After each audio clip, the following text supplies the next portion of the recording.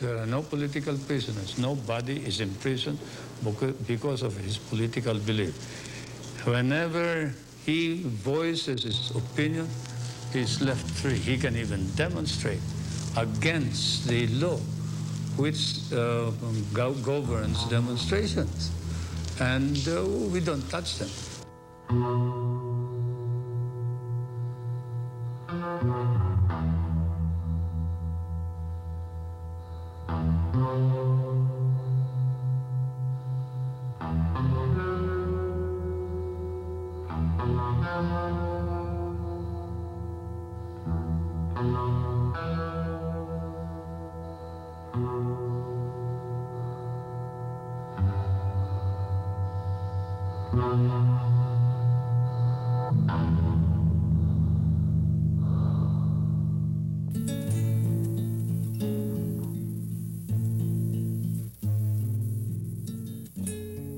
Political detention was the most pervasive violation of human rights during the 20-year Marcos regime. Around 70,000 Filipinos from all walks of life were arbitrarily arrested, denied due process of law, and made to languish in jail for months or even years. Political detainees became the living evidence of the regime's systematic violation of human rights. They became the living martyrs, stark symbols of resistance to tyranny and dictatorship. Over the years, political detainees have streamed back into society, released from jail mainly through the pressure exerted by local and international human rights organizations. A popular uprising in February 1986 that led to the dismantling of the Marcos dictatorship and the ascendancy to power of Corazon Aquino unlocked the gates to freedom for hundreds of political detainees. Their release drew strong disapproval from the military and much jubilation from cause-oriented organizations. Nevertheless, the political detainees returned to their families and friends and to a society ravaged by dictatorship. For the political detainees, the struggle for a just and humane society did not culminate upon imprisonment. Indeed, imprisonment failed to silence them, as physical and psychological torture failed to maim their spirits. Their voices, raised in a symphony of protest, continued to sing songs and dreams of liberation for the people. Listen to these voices, for they have survived even the harshest prison ordeal to reveal before us their stories, stories of captivity, stories of courage. Hindi tayo titigil hanggat di nagwawagi. Ang ating mithiing magkapantay-pantay, walang magsasamantala, walang mang-aapi. Yan ang sandigan ng ating pamumuhay.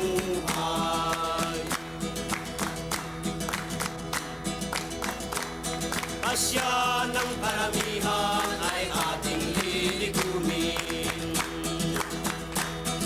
Agad tutok din ang walang alinlangan, mananaig ang The similarity of their experiences brings them together to share both painful memories and efforts to alleviate their common burden. CELDA is trying to help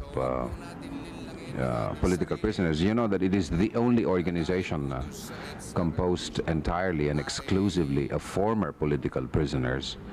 And then it does have several programs ongoing to try and help them get back into the mainstream of society. I think the organization of ex-prisoners is meant to do two things. One is to bear collective group and therefore inescapable witness that ex-detainees are there and they are symbols both of the Marcos repression and the people's resistance. Secondly, because under the current regime, there are forces who still want to restore some form of authoritarianism and want to brand any form of dissent as illegal and subversive. Ex-prisoners banding together, not just for mutual help, but for continuing their goals and continuing their legitimate struggle in the service of the people, are a political force that help improve and broaden the democracy that we are trying to build after February.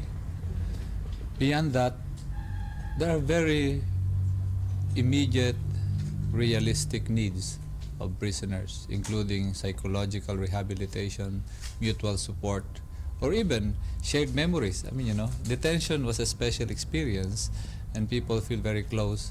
And so organization is like a reunion, not only sharing memories, but I said renewing visions.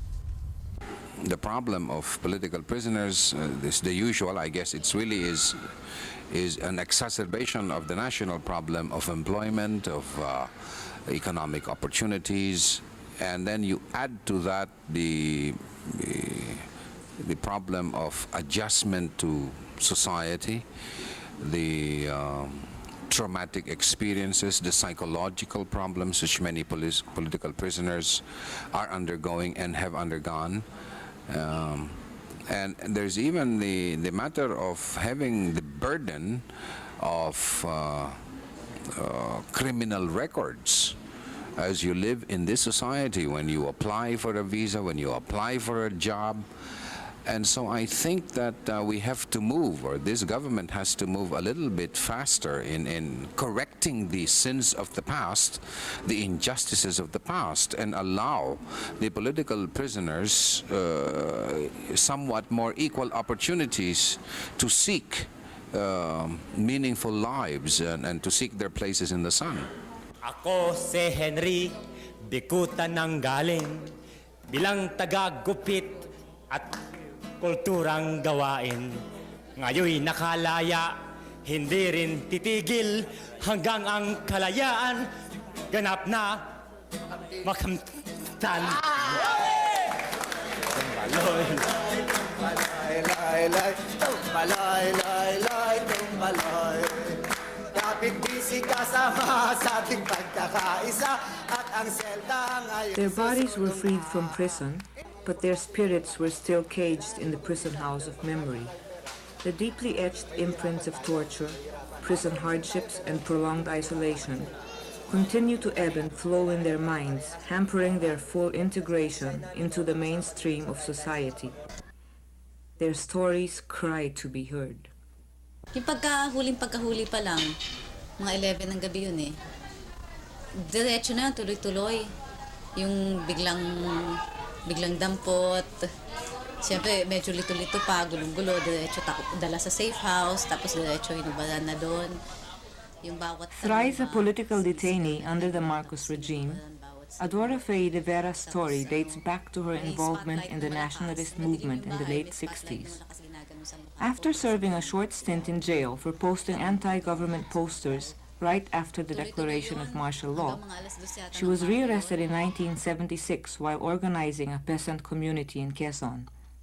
After her release in 1979, she was again arrested in 1984 and accused of being an NPA Amazon.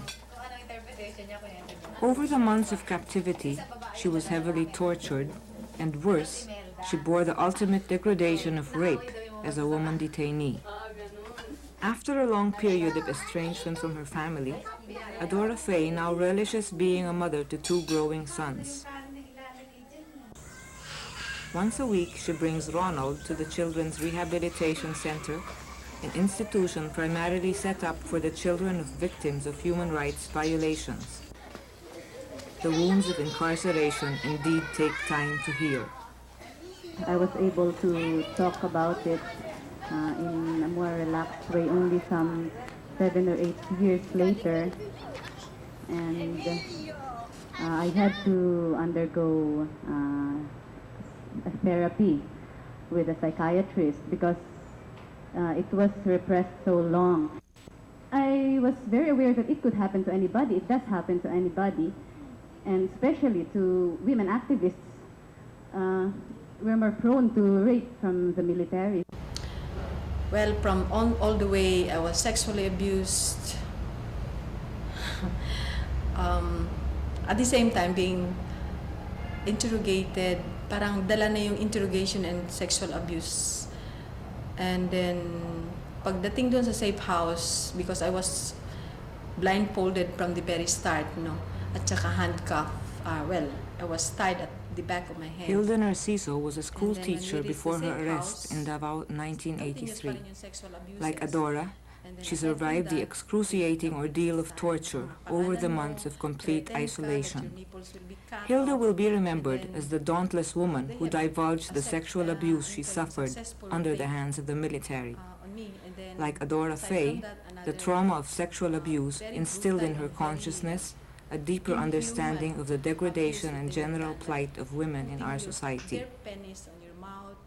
If you will look at the sexual abuse or any form of sexual molestation, it is easy to understand that for women, it's one of the most effective tools to eventually inflict very severe trauma or damage to the person's identity. So I would think that many people who are concerned about political repression have already found a very, very advantageous use for sexual torture because it leaves very, very severe marks on the person's psychological and emotional makeup. Minsan nga, parang hindi na ako yung pinapangyarihan nun eh. Minsan nga nagsasagutan kami nung interrogator at sinugubaran ako.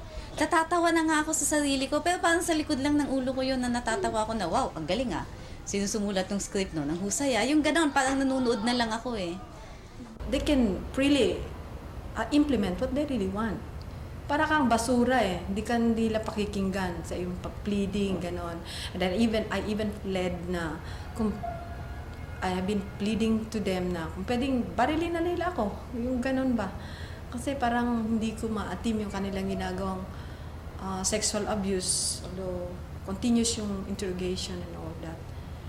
Well, under torture, I was told by prisoners who were tortured, because I personally wasn't, they thought of friends who underwent greater suffering than they. They thought of people who had died, and that made them bear and stand under torture. Secondly, they thought of people they had worked with, people who would expect them to stand firm and to go through that experience and still come out strong and faithful to their commitment. So both ideas of friends and comrades who had died or who had suffered greater pain, and of people who expect them to be strong. This gave them strength under torture. Na nga ako, nag-try akong pakamatay eh. Nag-ano ako ng panyo, nasa loob akong Bartolina, tapos sinano ko lang. Kaya lang, nung nagsuswell na yung mukha ko, yung talagang hindi na ako makahinga. Iniisip ko, sabi ko, papakamatay ako. Yun nga gusto nila mangyari. Yung bang parang, di masaya pa sila. Hindi na sila napagod na patayin ako. Kaya inano ko, sabi ko, hindi ako mapakamatay. Kung ano yung gusto nila, sige, patagalan kami. Yung ganon.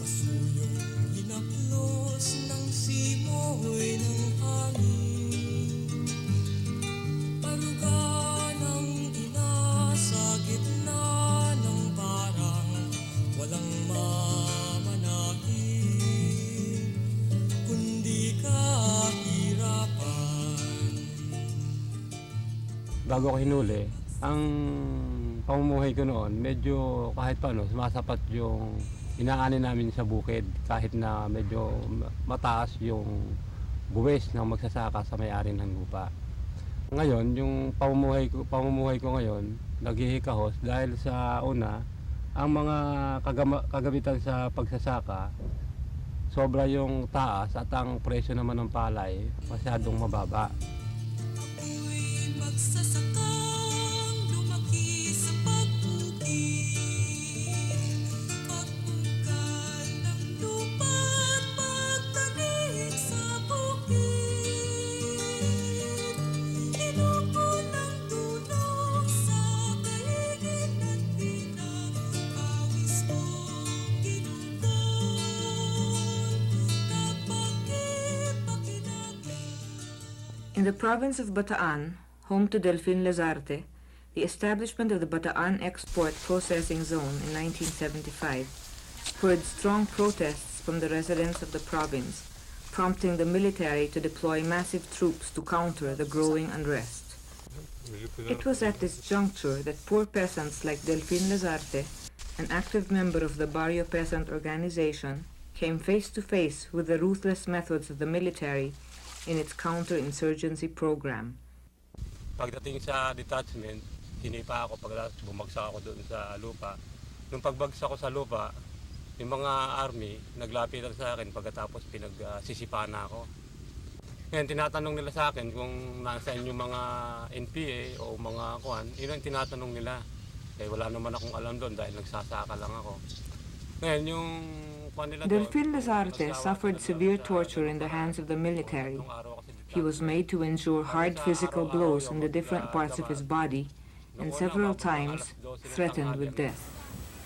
An initial survey conducted by the Samahan ng mga ex-detainee laban sa Detention at para sa amnestia, or CELDA, revealed that 75% of the ex-political detainees came from the ranks of the basic masses, a fact that stems from the reality that it was the basic masses who bore the brunt of militarization in the countryside.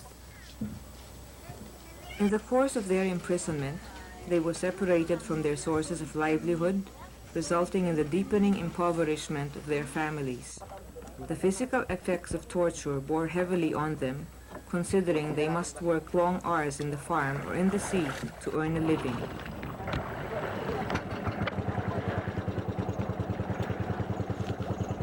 Ireneo Pring, a fisherman from Abukay, Bataan, was arrested in April 1983.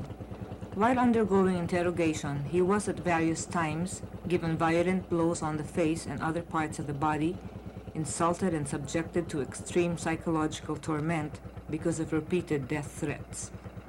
He was released from prison after his family paid an exorbitant bail bond by selling out a small piece of land.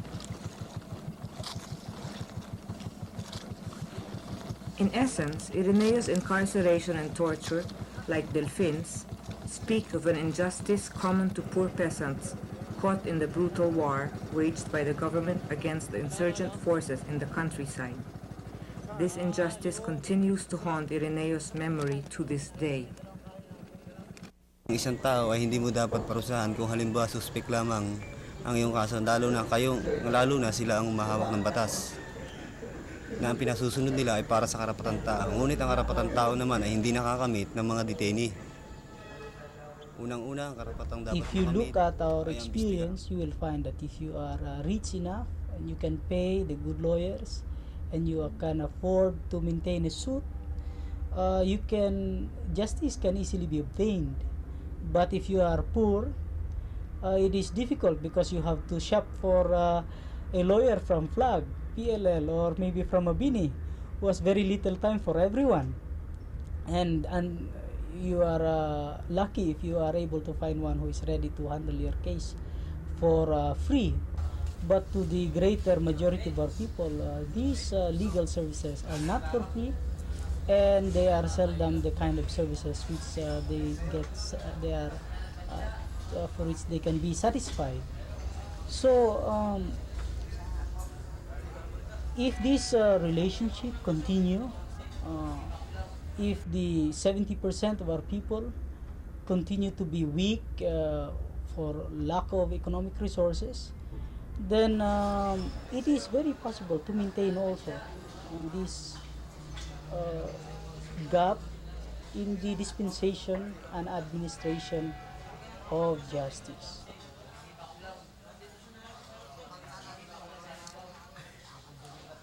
We have also shown from recent experience that if the poor can, bind themselves together, even without recourse through the usual legal processes, that they can in fact obtain justice through their united efforts. Ako'y magsasakang may hangad lumaya sa kamay ng mga Panginoong may lupa.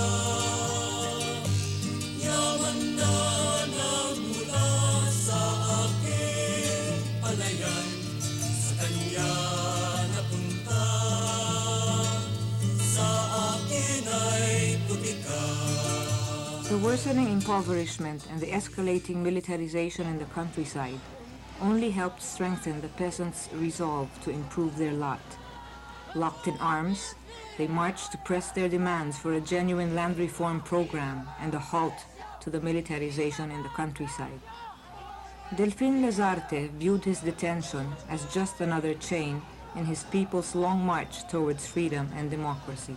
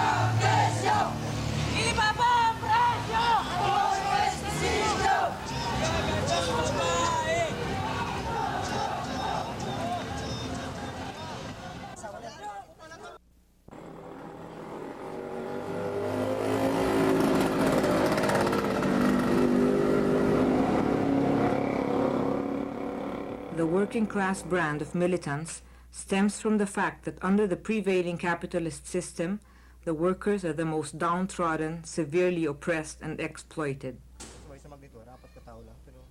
As the workers seek redress for their grievances, they wield the most basic right, the right to deny their labor to the capitalist or the right to strike. The picket line becomes an arena of contention between capitalist might and working class unity.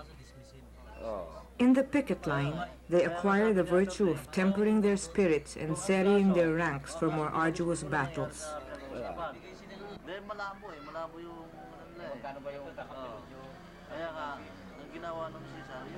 Alfredo Mansos's deep devotion to the cause of the working class earned for him 3 years at the Bicutan Detention Center. Tubong Bicol ako, Daraga Albay, mula sa pamilya ng mga magsasaka.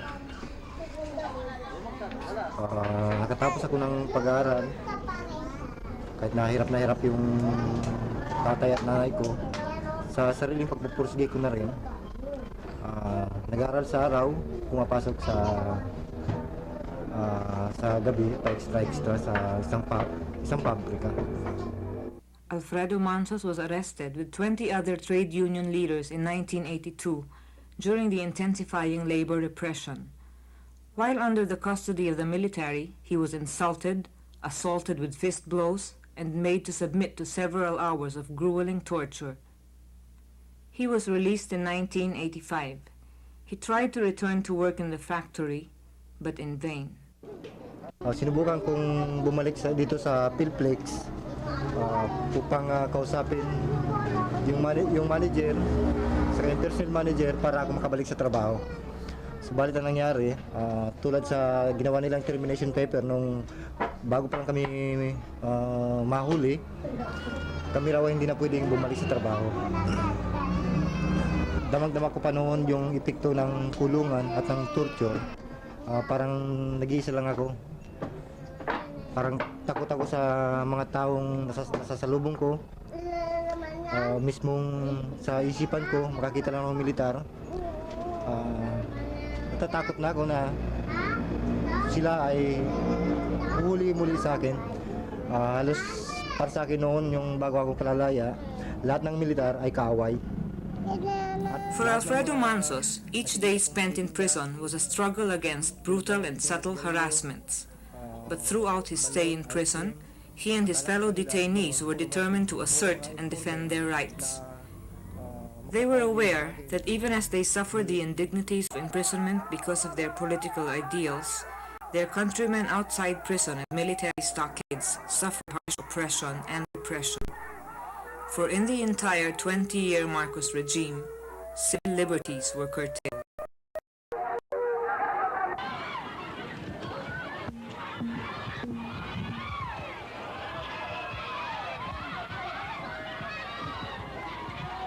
The working class suffered severe blows during the Marcos regime. They were banned from striking for just wages and improved working conditions. Attempts to organize and unionize were met by intimidation from the management. Trade union leaders were arrested and indefinitely detained, picket lines were dispersed, sometimes resulting in the violent death of strikers. Factories and workers' communities were raided by military operatives.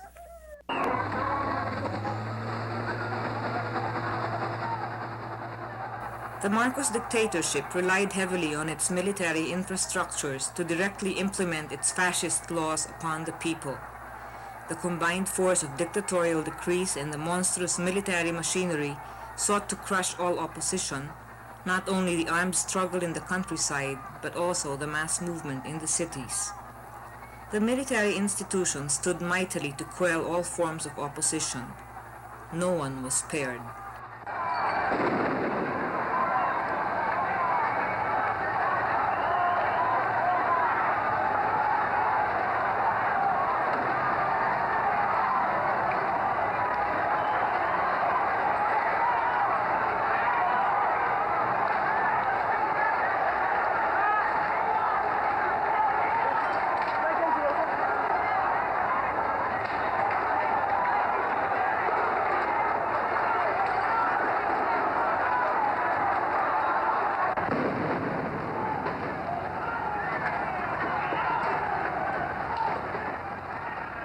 Chino Roses, one of the first to be detained after the proclamation of martial law, recalls his prison experiences.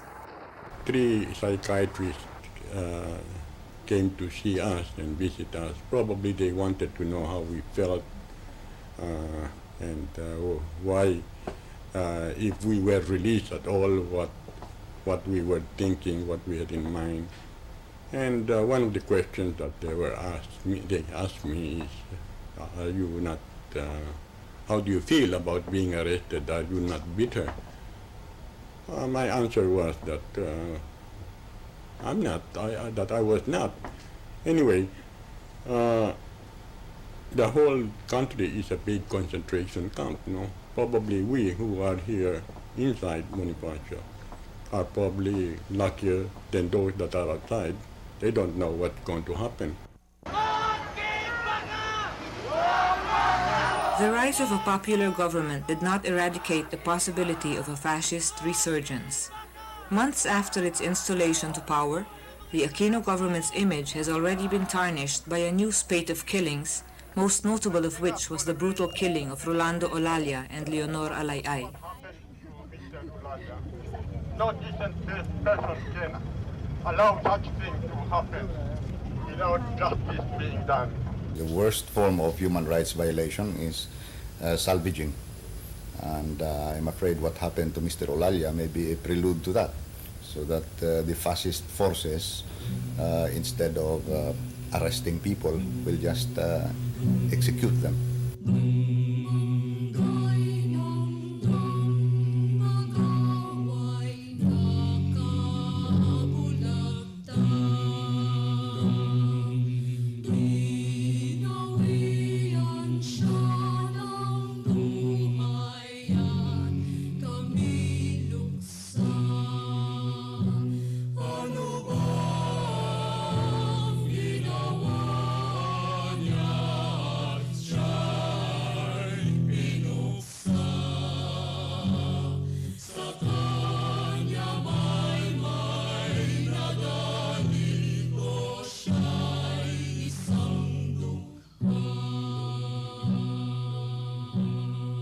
The death of Rolando Olalia, twice a political detainee under the Marcos regime and a valiant leader of the labor movement, brings home the brutal warning to those who, like the political detainees, would take the side of the toiling and oppressed masses.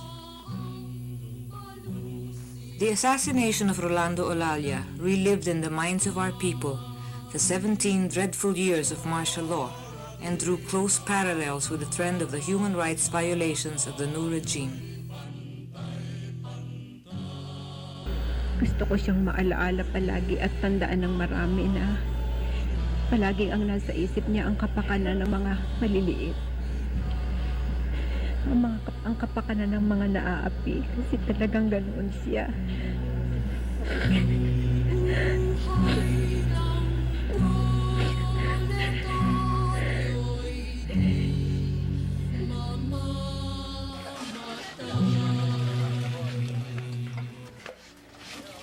The memory of those who spilled their blood for the cause of the labor movement will always live in the minds of the workers.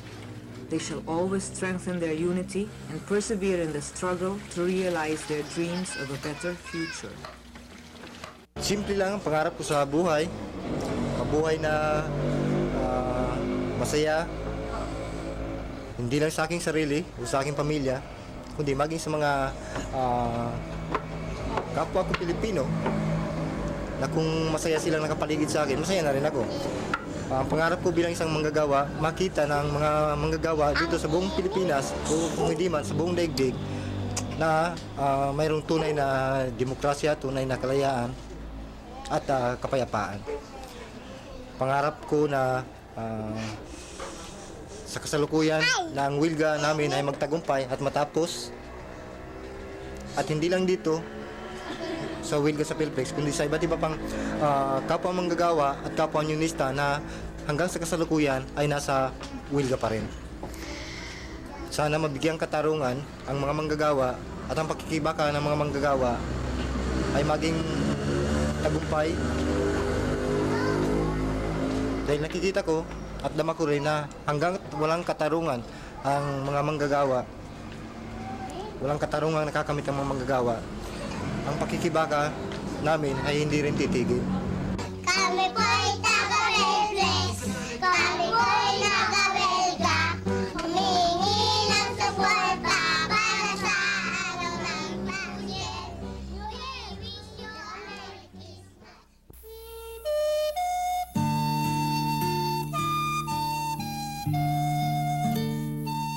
Many children were scarred by the detention of their parents.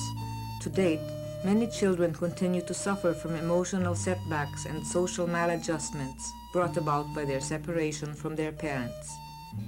In June 1985, the Children's Rehabilitation Center, or CRC, was set up to address the various problems besetting Filipino children traumatized by their separation from their parents and other direct experiences with militarization. Ang mga bata dito sa center ay dalawang klase o dalawang grupo. Yung tinatawag naming direct victims of militarization or of human rights violations or human rights abuses, at saka yung tinatawag naming indirect victims. Yung tinatawag na direct victims, ito yung mga bata na tuwirang naging biktima ng human rights abuses, no? Pwedeng sa countryside o pwedeng dito sa city. Sila yung mga batang mismong na-aresto at na-detain. Sila yung mga batang mismong na-torture, na-rape. Sila yung mga batang mismong nagkaroon ng karanasan sa armed conflict o sa labanan sa countryside o dun sa mga areas na merong mga labanan. Yung tinatawag naming dituwirang mga biktima, ito yung mga bata na ang mga magulang ang siyang biktima. Sila yung mga bata na may mga magulang na pinatay, may mga magulang na hanggang ngayon ay nawawala, mga magulang na na-detain din at saka na-aresto, at mga magulang na biktima ng massacre. Political detention was responsible for the disintegration of family structures. It shattered family bonds and disrupted the normal growth of children. As it drew families apart, a variety of emotional disturbances occurred among children.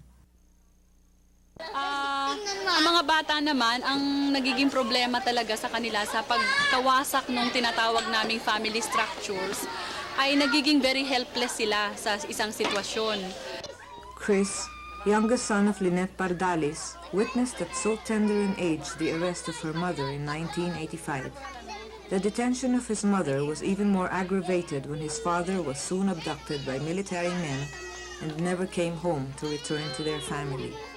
Right after her release, Lynette concentrated on her husband's case, a case similar to 600 others who simply disappeared during the Marcos regime. Rebuilding her family entailed the painstaking process of making the feeble minds of her children comprehend the disappearance of their father. Kaagad yung pagkawala niya, kahit na na-release na ako, hindi namin pa rin mabuo yung pamilya, no? Tapos, hindi rin nga makakonsentrate ako as nanay na pagtuunan sila dahil nga may pagtutuunan mo rin yung paghahanap. Tapos yung sa, lalo na dun sa youngest ko, nagkaroon talaga ng setback sa development niya, no? Dahil yung hindi rin naman siya sanay na wala yung tatay niya. Noon naman bago nung mga nangyari, buo rin naman kami. Tapos yung youngest ko nga nagna-nightmare siya dahil hindi pa niya ma-conceptualize kung paano yung nangyari. Ganon din kahit din sa eldest ko, kahit na naipapaintindi sa kanya, ano rin siya yung may insecurity ba? Dito naman sa youngest, yung paminsan-minsan nagtatanong, hindi naman pa maipaintindi ng lubusan. Kaya yung ang hirap talagang ipaintindi bakit wala yung tatay. Wala rin namang, di mo naman masabi talagang patay na, wala ka naman papakitang libingan. Addressing the problems that beset Filipino children traumatized by the effects of militarization entailed the gathering of the knowledge, resources, and experiences of human rights workers and the parents of the children. There arose a great need to map out programs for the children, as well as their parents, to rebuild and revitalize their broken homes.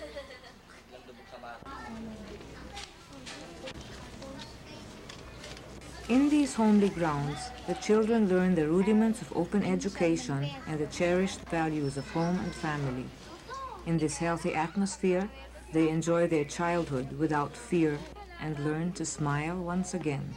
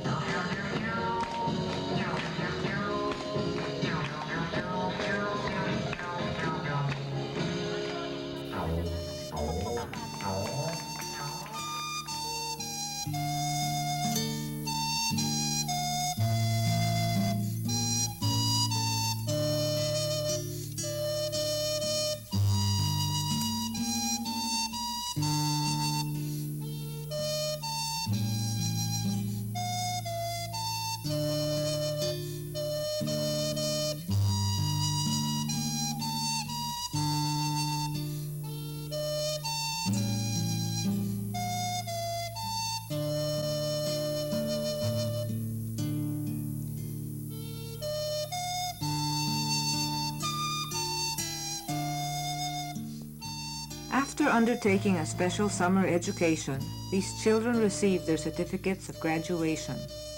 In the struggle for human rights, this is a small but symbolic step towards mending their broken childhood. Together with their parents, a bigger battle must be waged to attain their full rehabilitation and reintegration into the mainstream of society.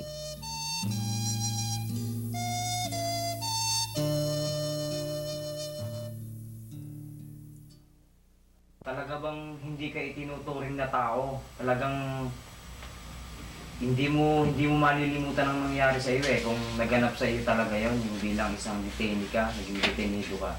Dahil ang pinakamasakit, iniisip mo, tao ka rin naman. Yun ang pinakamasakit na parte roon I'm afraid that most of the political prisoners are still finding it very difficult to get back into normal lives. And then the disruption in their lives has been so traumatic that quite a number of are having a lot of difficulty trying to readjust again. I am not aware of any particular national program or meaningful program to do it. Now, there are various organizations, however, which are trying to help. Itinayo ang MAG bilang tugon sa pangangailangan ng panahon ni Marcos.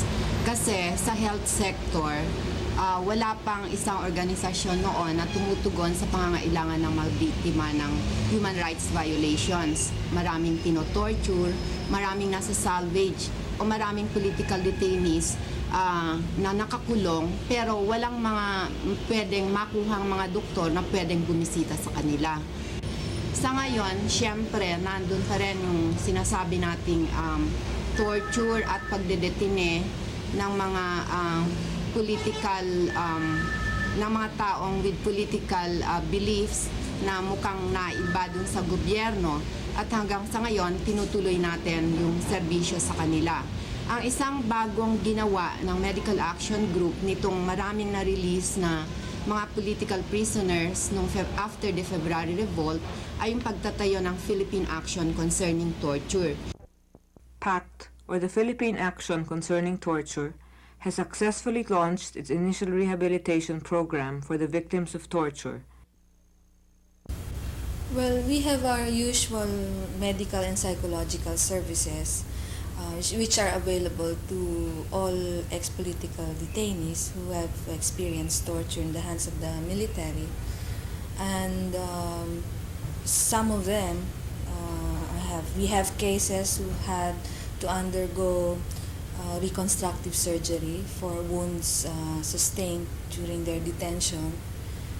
And then we have under our employ 2 part-time psychiatrists who are ready to give any kind of psychological help that might be required by these victims.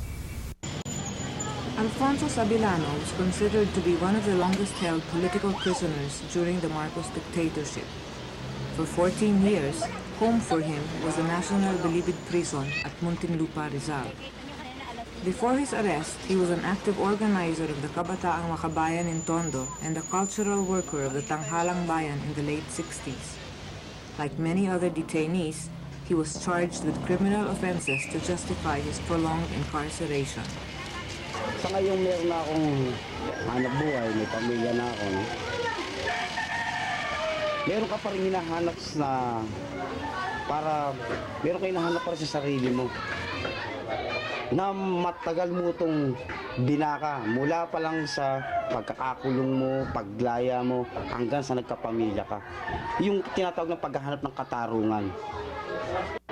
Alam natin na hindi natin mapapasubali na maraming biktima na hanggang sa ngayon, mga nakakulong sa mga detention at mga pambansang bilanggo na wala pa rin kasalanan. Naiisa lang ang damdamin namin na naghahanap kami ng katarungan. Ang kasaysayan ko, hindi pwedeng mawala sa isipan ko na hanggat hindi nagkakaroon ng katugunan, yung naging karasan ko ng 14 na taon sa loob ng bilangguan, ay hindi na mawawala sa isip ko yan at hanapin ko yan. At ikukwento ko pa yan sa magiging anak ko. Dahil hindi ko pwede ipagkaila ito sa anak ko at maaaring mangyari ulit ito sa anak ko kung hanggat hindi nagbabago yung sistema. Kaya sino dapat anuhin ko ngayon? Sisihin. Sisihin ko ba ang sarili ko? O yung lipunan yung panahon ba ni Marcos dapat kong sisihin? O hanggang sa ngayon dapat pa ako manisi? Yan yan ang tinatanong ko sa sarili ko eh. Sa dinanas kong pahirap, iba't ibang forma ng torture na ginawa sa akin ng mga intelligence at iba't ibang ahente pa ng militar, nandun yung paghahanap ko ng katarungan.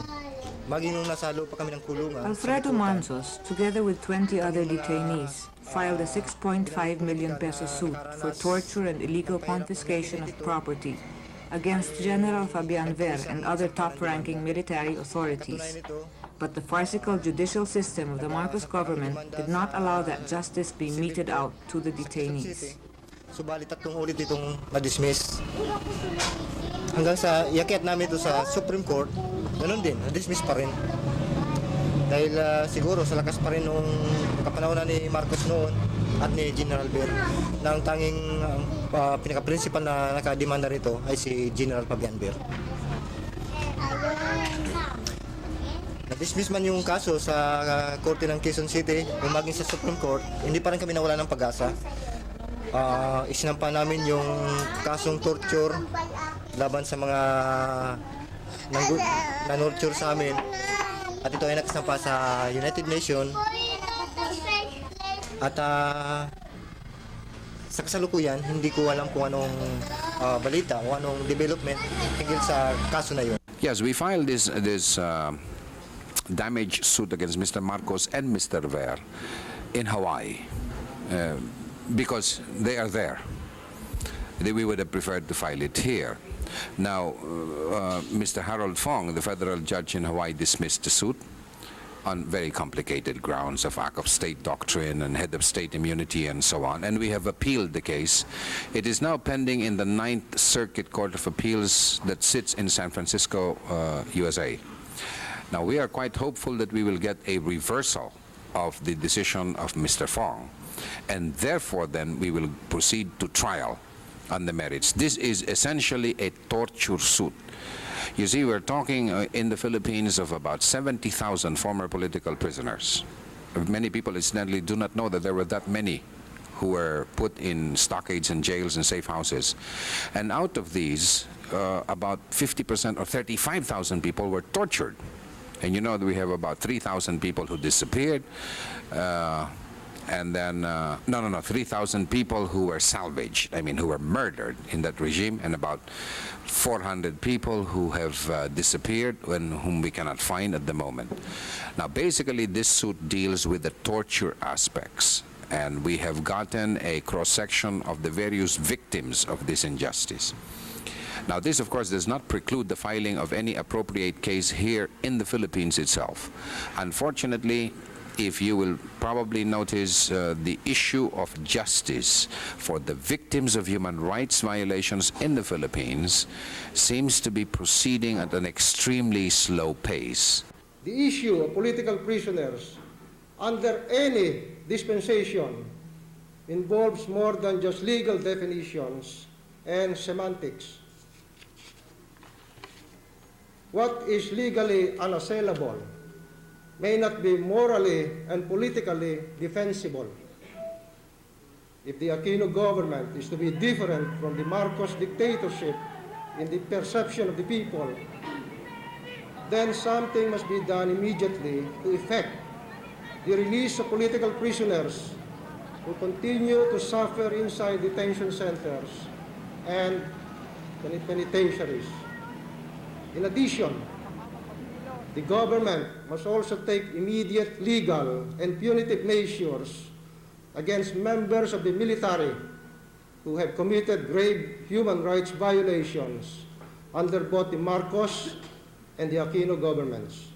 Kapatid, while concentrating right now on the release of the prisoners who are still unreleased and also for their families' welfare, are trying to get compensation from the present government as a successor to the Marcos government of compensation for those who lost their jobs, who lost their homes, whose families were separated.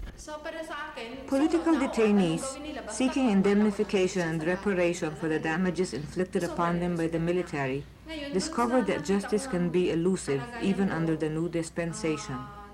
The tremendous might of the fascist structures left behind by Marcos blocked all avenues to justice.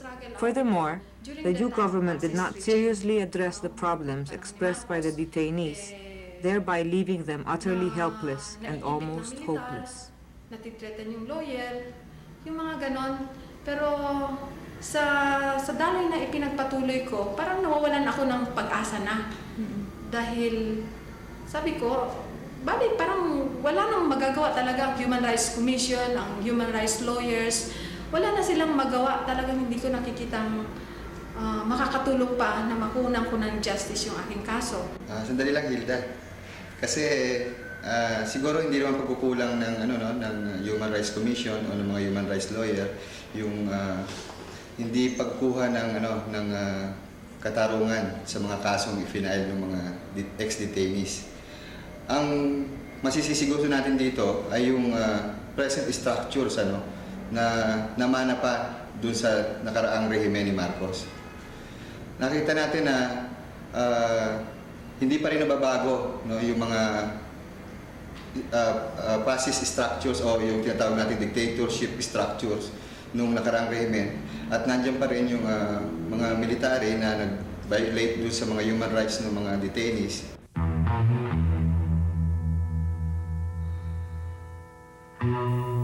Lupao, Nueva Ecija, February 10, 1987. Soldiers burned houses and farms, looted the personal belongings of the farmers, and killed 18 civilians in what was later justified as a counter-insurgency operation. From the observations and data that reached the offices of the PCHR, the Presidential Committee on Human Rights, as well as in the Task Force Detainees Philippines, it appears very strongly that human rights violations are still perpetrated, and the reasons could be very simple. The repressive presidential laws of Mr. Marcos are not all abrogated. These are more or less protecting still the military, shielding them, so to say. And of course, the same people are still there, minus Mr. Enrile and Mr. Marcos. So, sa akin walang alinlangan ko sabihin nyo na, despite what the First Lady said that, President Aquino said that she's after promotion of human rights, there's a difference between the order and the concretization. The whole problem goes back to the desire of this government to prosecute the human rights violators. I don't think the government is ready to do that. In fact, it has demonstrated the opposite. It's true what our workers and some friends were saying. PCHR had no teeth. We could investigate. What happens with investigation? We could subpoena the military, hard to get them, but if we could get them, we could not punish them. Because we had no power of prosecution. Ang nakikita ko, kung binigyan ng optional power to prosecute good cases, I think we could have been more effective. And that is really my frustration, that was a body really meant to do justice to people who really earned naman, and do justice to people, the victims, and we could not do very much. I was hoping that, and that's the purpose why I tried to get into that, because perhaps what we could not do in TFDP and other NGOs, we could hopefully do in this, but we could not do much. And then, anong impact? I think people are disappointed, just as we were disappointed. And the main thing is we were not supported by the President. I am quite disappointed about the pace of securing justice for the victims of human rights violations. I think the matter of sequestration or securing of or recovery of ill-gotten wealth is going at a much faster pace. I hope we do not lose track of the fact that justice is an even more important issue. I share really the impatience. I share also, the feelings of these victims, especially wanting for justice, and we could not give them, much to our desire. I share also the fate of these people now, ongoing militarization still, and with this Alsa muscle coming up or going on, ang tingin ko sa situation, it will be Walang malaking diferensya sa panahon ni Mr. Marcos.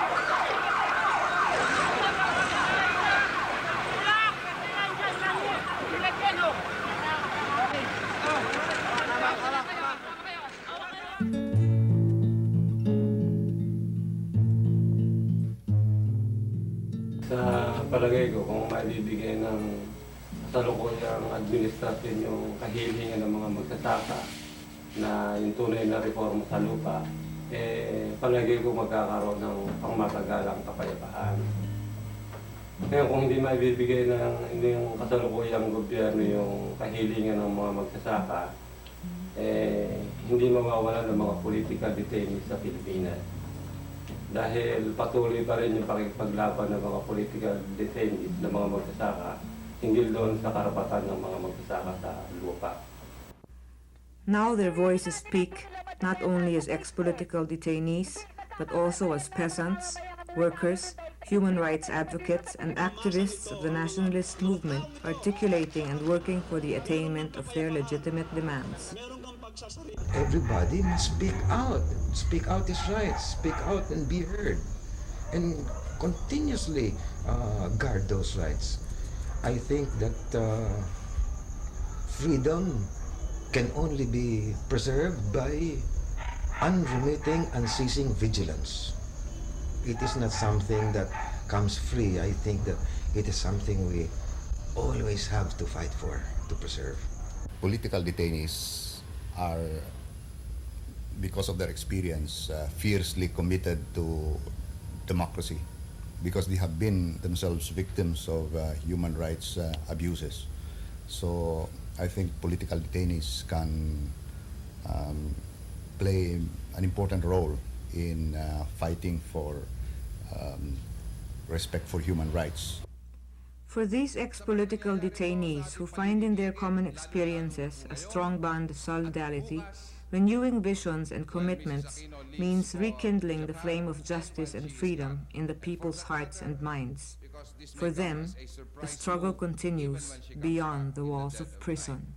In short, when we said at that time when Marcos left, never again shall we allow a dictatorship in our country. Thank you very much.